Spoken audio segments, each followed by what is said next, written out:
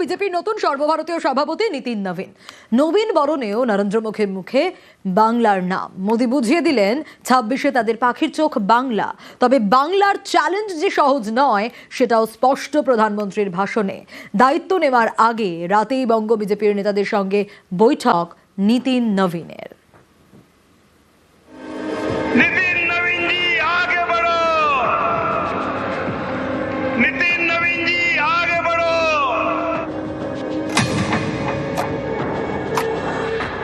पश्चिम बंगाल और तेलंगाना में भाजपा जनता की एक बड़ी आवाज बनकर उभरी है।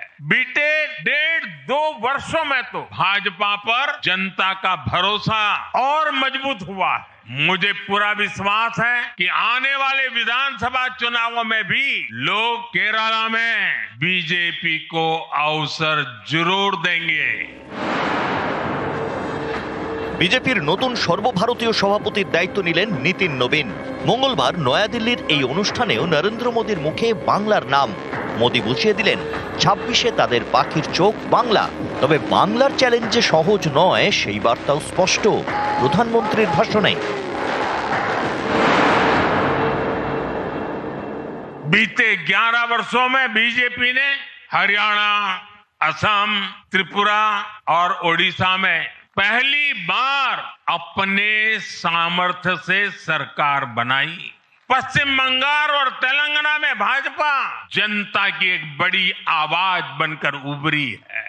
बीते 1.5-2 वर्षों में तो भाजपा पर जनता का भरोसा और मजबूत हुआ है। विधानसभा हो या स्थानीय निकाय, बीजेपी की स्ट्राइक रेट अभूतपूर्व रही है। मुझे पूरा विश्वास है कि आने वाले विधानसभा चुनावों में भी लोग केरला में बीजेपी को अवसर जरूर देंगे। ২৬শে ভোটে বাংলা জিততে বিজেপির অন্যতম অস্ত্র অনুপ্রবেশ। বঙ্গ সফরে এসে বারবার এই অস্ত্রে শান দিতে দেখা গিয়েছে নরেন্দ্র মোদীকে। टीएमसी को घुसपैठिए इसलिए पसंद है क्योंकि वो इनके पक्के वोट बैंक है। দলের সর্বভারতীয় সভাপতির দায়িত্ব নেওয়ার দিন নীতিন নবীনের মুখেও অনুপ্রবেশের কথা। अगले कुछ महीने में तमिलनाडु, असम, बंगाल, केरल और पुडुचेरी में चुनाव होने जा रहा है। किस प्रकार से बदले हुए डेमोग्राफी में वहां चीजें बदल रही हैं और हम हमेशा विश्वास करते हैं कि हमें अपनी आस्थाओं के केंद्र के लिए और सनातन परंपराओं को केंद्र को बचाने की लड़ाई अगर लड़नी है तो निश्चित रूप से अपने देश को सुरक्षित रखने की लड़ाई लड़नी है तो इन 5 राज्यों में हमें एक मजबूत ताकत बन के आना है। সাধারণত আনুষ্ঠানিকভাবে দায়িত্ব নেওয়ার পর সব রাজ্যের নেতৃত্বের সঙ্গে বৈঠক করে থাকেন বিজেপির সর্বভারতীয় সভাপতিরা। কিন্তু নীতিন নবীন বৈঠক করেছেন দায়িত্ব নেওয়ার আগেই। মঙ্গলবার তিনি আনুষ্ঠানিকভাবে দায়িত্ব নিলেন। সোমবার রাতে তিনি বৈঠক করেন বাংলার বিজেপি নেতাদের সঙ্গে। বৈঠকে ছিলেন শ্রমিক ভট্টাচার্য, সুকান্ত মজুমদার, সুনীল বনসাল, লকেট চট্টোপাধ্যায়রা। বাংলায় সংগঠনের কি পরিস্থিতি সেটা খুঁটিয়ে জানেন নীতিন। ২৮শে জানুয়ারি তার বঙ্গ সফরে আসার সম্ভাবনা। ২০১৯-এর লোকসভা ভোটে বাংলায় বিপুল সাফল্য পায় বিজেপি। তারপর থেকেই পদ্মের পাখির চোখ বাংলা। এরপর একাধিকবার সভাপতি বদলেছে বিজেপির। জাতীয় স্তরে ব্যাটন গিয়েছে অমিত শাহের হাত থেকে জেপি নাড্ডার হাতে। নাড্ডার পরে এবার নীতিন নবীন। সভাপতি বদলেছে বাংলাতেও। দিলীপ ঘোষ রাজ্য সভাপতি থাকাকালীন লোকসভা এবং বিধানসভা ভোটে বঙ্গে ভালো ফল করে বিজেপি। দিলীপের পর সভাপতি হন সুকান্ত মজুমদার। সুকান্তের পর এবার শ্রমিক ভট্টাচার্য। জাতীয় এবং বাংলা বিজেপির দুই দলেই এখন নতুন ক্যাপ্টেন। বাংলার ২২ গজে এই জুটি কেমন পারফরমেন্স করে সেটা বোঝা যাবে ভোটের ফলে। বাংলা চ্যালেঞ্জ হয়তো আগে মনে হতো, কিন্তু এখন পশ্চিমবঙ্গের মানুষ যেভাবে আমাদের পাশে দাঁড়িয়েছে, বাংলার মানুষ প্রস্তুত। পরিবর্তন আর 2 মাস বাকি। ধর্মের রাজনীতি শেষ করুন, উন্নয়নের রাজনীতি আমরা শুরু করি। নিউজ 18 বাংলা। বিজেপিতে নবীন বরণ। ৪৫ বছরের নীতিন নবীনই বিজেপির নতুন সর্বভারতীয় সভাপতি, সবচেয়ে কম বয়সী বিজেপি সভাপতি। माननीय नितिन नवीन जी, मैं कार्यकर्ता हूं, वे मेरे बॉस है।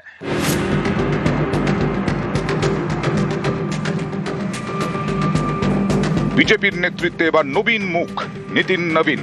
৪৫ বছরের নিতিনের কাঁধেই দেশের শাসক দলের দায়িত্ব।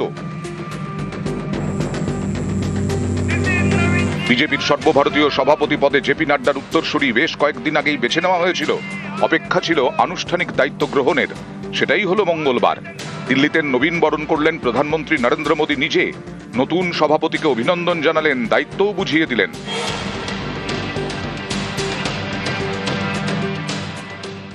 माननीय नितिन नवीन जी, मैं कार्यकर्ता हूं, वे मेरे बॉस है। माननीय नितिन नवीन जी हम सभी के अध्यक्ष हैं और उनका दायित्व सिर्फ भाजपा को भी संभालना इतना नहीं है, एनडीए के सब साथियों के बीच भी उन्होंने तालमेल का बहुत बड़ा दायित्व भी देखना होता है। नितिन जी ने हमेशा जब जब जो जहां जहां जो जिम्मेवारी मिली, अपने आप को उन्होंने साबित किया है। বিজেপির ইতিহাসে নিতিনই সব থেকে কম বয়সী সর্বভারতীয় সভাপতি। নিতিনের রেকর্ড ভাঙলেন আর এক নিতিন, নিতিন গডকরি। বিজেপির সর্বভারতীয় সভাপতি হন 52 বছরে। এবার নিতিন নবীন হলেন 45 বছর বয়সে। नितिन जी खुद भी एक प्रकार से मिलेनियल है। वो उस जनरेशन से हैं जिसने बचपन में रेडियो से सूचनाएं पाई और आज एआई के भी एक्टिव यूजर है। জন্ম রাজনৈতিক পরিবারে, বাবা ছিলেন বিজেপির নেতা। গেরুয়া রাজনীতিতে নিতিনের উত্থান ছাত্র জীবন থেকে। প্রথমে অখিল ভারতীয় বিদ্যার্থী পরিষদ, তারপর বিজেপির যুব মোর্চা। বিহার বিজেপির যুব মোর্চার সভাপতি। 2006 উপনির্বাচনে জিতে পাটনা পশ্চিম থেকে বিধায়ক। 2010 থেকে বাঁকিপুরের বিধায়ক। এবারও বিধানসভা ভোটে বাঁকিপুর থেকে জিতেছেন নিতিন। 2021 থেকে তিনি বিহারের মন্ত্রী। নিতিন নবীন শুধুমাত্র নিজে জিতেছেন তাই নয়, একাধিক ভোটে দলকে জেতাতেও গুরুত্বপূর্ণ ভূমিকা নিয়েছেন। 2023-এ ছত্তিশগড় বিধানসভা নির্বাচনে বিজেপিকে জেতানোর দায়িত্ব দেওয়া হয়েছিল নিতিনকে। কংগ্রেসের হাত থেকে ছত্তিশগড় ছিনিয়ে নিয়েছিল বিজেপি। 2024-এর লোকসভা ভোটেও ছত্তিশগড়ে ভালো ফল করে পদ্ম শিবির। এবার নিতিনের বিহারেও বিজেপির দুর্দান্ত ফল। সেই নিতিনের কাঁধেই এবার বিজেপির দায়িত্ব। তবে বিজেপির নবীন সেনাপতির সামনে চ্যালেঞ্জও প্রচুর। কয়েক মাসের মধ্যেই 5 রাজ্যে বিধানসভা ভোট। পশ্চিমবঙ্গ, অসম, তামিলনাড়ু, পুদুচেরি, কেরল। সামনেই এই 5 রাজ্যে ভোট। এর মধ্যে শুধুমাত্র অসমে বিজেপির সরকার, কিন্তু বিজেপি চায় বাকি রাজ্যগুলিতেও পদ্ম ফোটাতে। সভাপতি হয়েই নিতিন নবীনের কাছে এটা বড় চ্যালেঞ্জ। माननीय नितिन नवीन जी, मैं कार्यकर्ता हूं, वे मेरे बॉस हैं। নিউজ 18 বাংলা। আর 26-এর ভোটের আগেই সরগরম সিঙ্গুর। এবার সিঙ্গুরে মমতা বন্দ্যোপাধ্যায়। 28শে জানুয়ারি সিঙ্গুরের সভা মুখ্যমন্ত্রীর বার্তার অপেক্ষায় সিঙ্গুরবাসী। 18ই জানুয়ারি সিঙ্গুরে সভা করেন মোদী। আর সিঙ্গুর থেকে শিল্পের স্বপ্ন ফেরি প্রধানমন্ত্রী।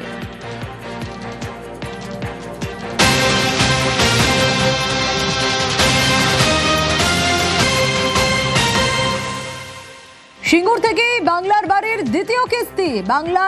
দ্বিতীয় কিস্তি নিয়ে ডেডলাইন। জেলা শাসকদের বৈঠকে ডেডলাইন মুখ্যমন্ত্রীর। কি বলেছেন তিনি, আরো বিস্তারিত এই বিষয়ে জানাতে পারেন। তবে তার আগে আরো একবার জানাই, সিঙ্গুর থেকেই বাংলার বাড়ির দ্বিতীয় কিস্তি নিয়ে ডেডলাইন। জেলা শাসকদের বৈঠকে ডেডলাইন মুখ্যমন্ত্রীর। 16 লক্ষ উপভোক্তাকে বাংলার বাড়ির দ্বিতীয় কিস্তি। প্রয়োজনীয় পদক্ষেপের নির্দেশ মুখ্যমন্ত্রীর। সিঙ্গুর থেকে বাংলার বাড়ির টাকা দেওয়ার সম্ভাবনা।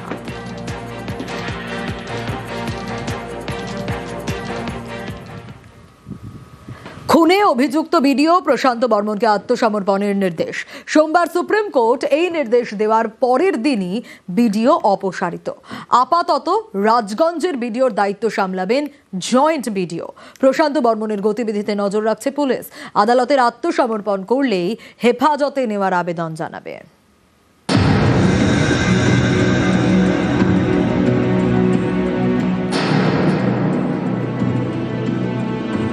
তখন তিনি জলপাইগুড়ির রাজগঞ্জের বিডিও প্রশান্ত বর্মন। সল্টলেকের দত্তাবাদে সোনা ব্যবসায়ী খুনে অভিযুক্ত। সোমবার সুপ্রিম কোর্ট নির্দেশ দেয় 23শে জানুয়ারি অর্থাৎ শুক্রবারের মধ্যে প্রশান্ত বর্মনকে আত্মসমর্পণ করতেই হবে। এর 24 ঘন্টার মধ্যেই জলপাইগুড়ি রাজগঞ্জের বিডিও পদ থেকে সরিয়ে দেওয়া হলো প্রশান্ত বর্মনকে। আপাতত রাজগঞ্জে বিডিওর দায়িত্বে জয়েন্ট বিডিও সৌরভ কান্তি মণ্ডল।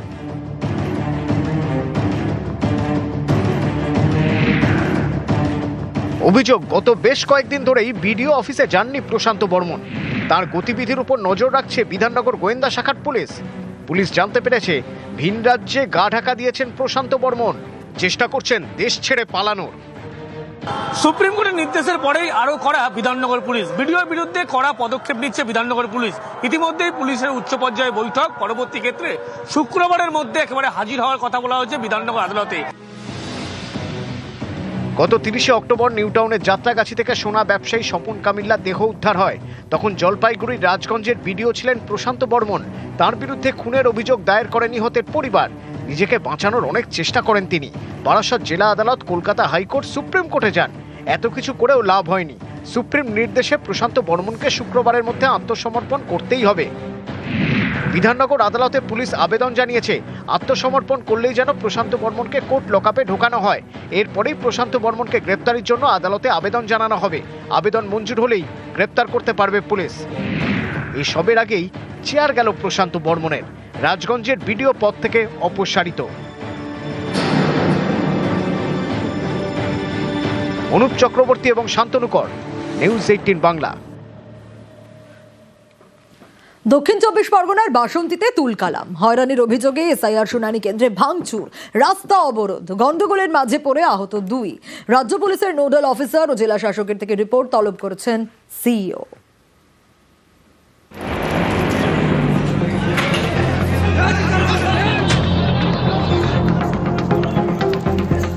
সোমবারের পর মঙ্গলবার পর দুদিন উত্তপ্ত দক্ষিণ 24 পরগনার বাসন্তী।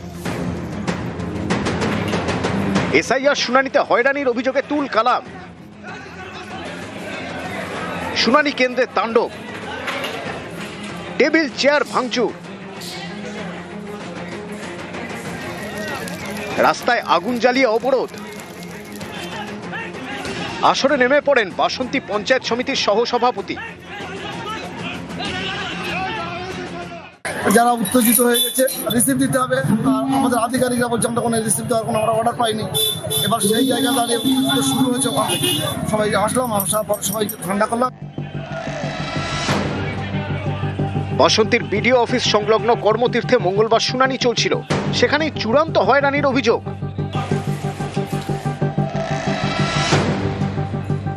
যারা কাগজপত্র জমা দিচ্ছে তারা পরিষ্কার বলছে যে আমরা যে কাগজটা জমা দিচ্ছি তার জন্য আমাদের একটা রিসিভ কপি দাও। সেটা তার কোনো সদুত্তর দিচ্ছে না। রিসিভ কপি না দেওয়ার কারণে ভাঙচুর। নামটা একটু ভুল, আমাদের কর্তব্য কি যারা ছিল বেশি পরে গিয়ে অন্যজনকে সংশোধন করে নাও। সেই বেলর যারা ছিল ছুঁড়ে ফেলে দিয়েছে। ওই বেলরা যারা সরিষাকের স্টাম্প মারছিল তারাই কিছু লোক আসলে এসে বলে রিসিভ দিয়েছে না, ব্যাস। হয়রানির অভিযোগে শুনানি কেন্দ্রে অশান্তি, শুরু হয় ব্যাপক ভাঙচুর।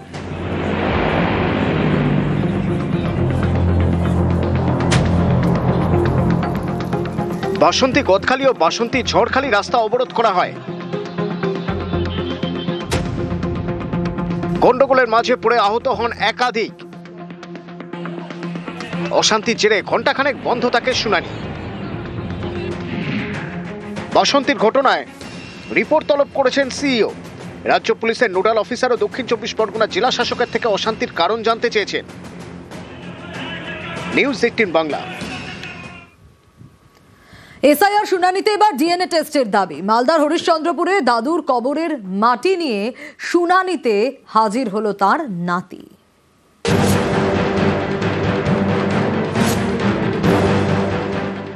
দাদুর কবরের মাটি নিয়ে বারবার দাদা হয়রানি করছে, হয়রানি বলে এইরকম তো চেক হচ্ছে না। আমার দাদুর ডিএনএ চেক করা হোক।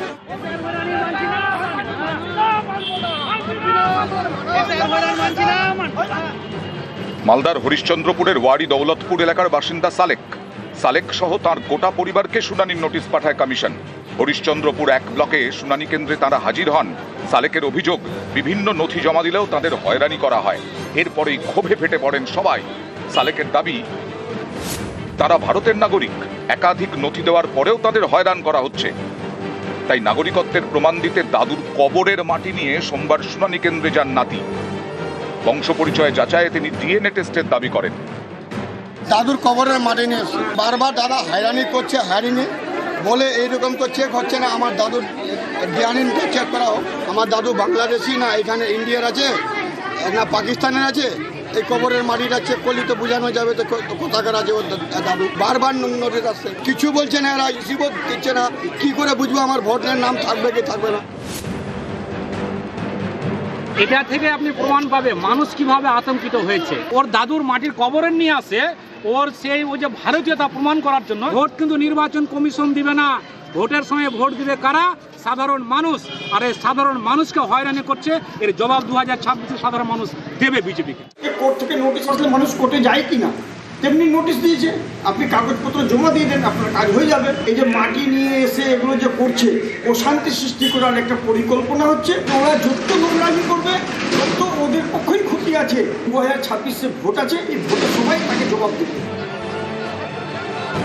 মালদা থেকে লিপেশ লালার সঙ্গে সেবকদেব শর্মা, নিউজ 18 বাংলা। কেএমডিএর জায়গা সেইটাই দখল করে বিক্রির চেষ্টা। দক্ষিণ 24 পরগনার মহেশতলায় চাঞ্চল্যকর অভিযোগ। সরব কাউন্সিলর থেকে স্থানীয়রা। রবীন্দ্রনগর থানায় অভিযোগ দায়ের।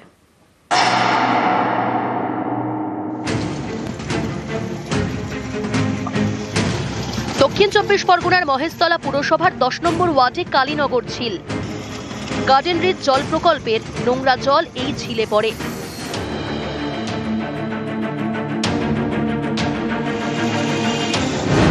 স্থানীয় বাসিন্দা ও কাউন্সিলরের দাবি, এই ঝিল ও তার চারপাশের জমি কেএমডিএর।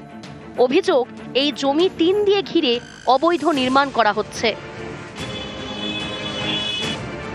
সরকারি জমি বিক্রি করে দেওয়ার চেষ্টা চলছে বলেও অভিযোগ। আমার বাবারা দেখেছে, দাদারা দেখেছে, সবাই দেখেছে সরকারি প্রপার্টি। যে এখন যে শুনছি ওইটা প্রমোটাররা দখল মগল করে যে ঘিরে ঘাড়ে নিচ্ছে। কেন ঘেরা হয়েছে তো এটা বুঝতে পারিনি। তারপরে শুনছি ওইটা নাকি কেনা হয়েছে। কে কিনেছে এটা বলতে পারবো না। সরকারি জমি কিনে নিচ্ছে। হ্যাঁ, ওইটাই তো ভাবছি। স্থানীয় তৃণমূল কাউন্সিলরের দাবি, কেএমডিএর এই জায়গা আগেও দখলের চেষ্টা করা হয়েছে, তখন বাধা দেওয়া হয়। এবার জমি দখল করে নির্মাণের চেষ্টা হচ্ছে। কেএমডিএ কে জানিয়েও লাভ হয়নি বলে দাবি কাউন্সিলরের। তারা অনেকবার চেষ্টা করেছে, আমরা বারবার বাধা দিয়ে তাড়িয়ে দিচ্ছি। কিন্তু কেএমডিএর নেগলিজেন্সি হোক, গার্ডিলেমি হোক, বা ওদের কাগজপত্রের কোনো অসুবিধা আছে হয়তো, ওরা কাগজপত্র বের করে আমাদের সামনে তুলে ধরতে পারছে না। সেই সুযোগটাই নিচ্ছে কিছু অসাধু ব্যবসায়ী। যদি এই ধরনের কেউ কিছু করে তাহলে প্রশাসনকে বলে বন্ধ করার ব্যবস্থা করব। কেএমডিএর সঙ্গে যোগাযোগ করব যে তারা এই ব্যাপারে কোনো পদক্ষেপ নিচ্ছে কি না, বা না নিয়ে থাকে নিতে হবে, এটাকে বন্ধ করতে হবে। এই ধরনের অবৈধ কাজ তো করা যাবে না। কলকাতা পুরসভার গার্ডেন রিচ জল প্রকল্প কর্তৃপক্ষের তরফে রবীন্দ্রনগর থানায় অভিযোগ জানানো হয়েছে। মহেশতলা থেকে সমীর মণ্ডল, নিউজ 18 বাংলা। শীতে নেই শীত, অনেকেরই গায়ে সোয়েটার নেই, মাঘে ঘাম। আগামী 7 দিন রাজ্যে জাঁকিয়ে শীতের সম্ভাবনা।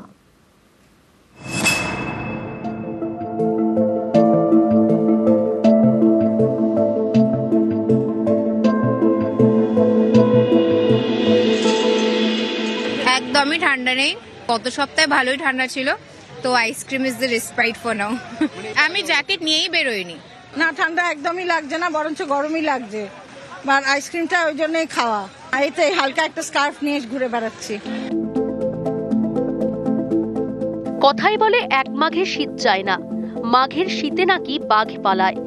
মাঘ আর শীত নিয়ে কত কথা। এখন মাঘ মাস, শীতকাল, কিন্তু শীত কোথায়? মাঘে ঘাম, মাঘে আইসক্রিম, লস্যি। হঠাৎ করে পাল্টি খেয়ে গেল পুরোটাই। একটা ঠান্ডা, হঠাৎ করে গরমটা পড়ে গেল, এর জন্য লস্যি। এখন দিনের দৈর্ঘ্যও বাড়ছে, তার জন্য দিনের তাপমাত্রাও কিছুটা বেড়েছে। এই সময় যখন সক্রিয় পশ্চিমী ঝঞ্ঝা আসে, সক্রিয় পশ্চিম ঝঞ্ঝা চলে যাওয়ার পরে ন্যাচারালি আমাদের এই সময় তাপমাত্রা, দিনের তাপমাত্রা ধীরে ধীরে বাড়ার কথা এবং রাতের তাপমাত্রা ধীরে ধীরে বাড়বে। সব থেকে কম যেটা থাকে সেটা হচ্ছে আপনার জানুয়ারির প্রথম থেকে আপনার জানুয়ারি মাঝামাঝি পর্যন্ত সূর্যালোকের পরিমাণ যদি আপনার বাড়ে ধীরে ধীরে, তাহলে তাপমাত্রা, দিনের তাপমাত্রা বাড়বে। আবহাওয়া দপ্তর জানিয়েছে আগামী 7 দিন দক্ষিণবঙ্গে জাঁকিয়ে শীতের সম্ভাবনা নেই। বুধবার থেকে আগামী 7 দিন রাজ্যের সব জেলায় তাপমাত্রা বাড়বে। কলকাতা এবং সংলগ্ন জেলাগুলিতে তাপমাত্রা 14 থেকে 16 ডিগ্রির মধ্যে থাকবে। পশ্চিমের জেলাগুলিতে তাপমাত্রা থাকবে 11 থেকে 13 ডিগ্রি। উত্তরবঙ্গেও বাড়বে তাপমাত্রা। উত্তরবঙ্গের ক্ষেত্রে এই রেঞ্জটা 10 থেকে 14 ডিগ্রি সেলসিয়াসের রেঞ্জে থাকার সম্ভাবনা রয়েছে। তো এই তাপমাত্রা যেটা, এটা স্বাভাবিক বা স্বাভাবিকের কাছাকাছি থাকার সম্ভাবনা রয়েছে।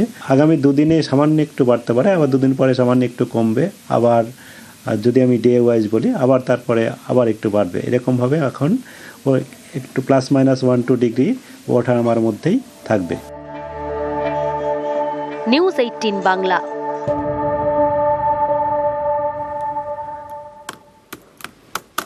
আর যদি আসামের দিকে নজর রাখি তাহলে 2 যুবক খুনের প্রতিবাদ আর অগ্নিগর্ভ অসম, যে ছবি আপনাদের দেখাচ্ছি, যুবককে পিটিয়ে খুনের প্রতিবাদ। কোকরাঝাড়ে অবরোধ, আগুন, একেবারে তুলকালাম পরিস্থিতি। কমান্ডো ফোর্সের অস্থায়ী ক্যাম্পে আগুন, দোকান, বাইক, গাড়িতে রীতিমতো ভাঙচুর চালানো হয়। সামাল দিতে পুলিশের লাঠিচার্জ, কাঁদানে গ্যাস, অশান্তি রুখতে কোকরাঝাড়ে ইন্টারনেট পরিষেবাও বন্ধ। যে ছবি দেখাচ্ছি, 2 আদিবাসী যুবককে পিটিয়ে খুনের প্রতিবাদ। অসমের কোকরাঝাড়ের ছবি আপনারা দেখছেন। কোকরাঝাড়ে ইন্টারনেট পরিষেবাও বন্ধ রাখা হয়েছে অশান্তি রক্ষার কারণে, এবং পুলিশের লাঠিচার্জ, কাঁদানে গ্যাস পরিস্থিতি সামাল দেওয়ার জন্য দোকান, বাইক, গাড়িতে ভাঙচুর, আগুন, কমান্ডো ফোর্সের অস্থায়ী ক্যাম্পে আগুন। শুধু তাই নয়, কোকরাঝাড়ে অবরোধ, আগুন, একেবারে তুলকালাম অবস্থা। 2 আদিবাসী যুবককে পিটিয়ে খুনের প্রতিবাদ।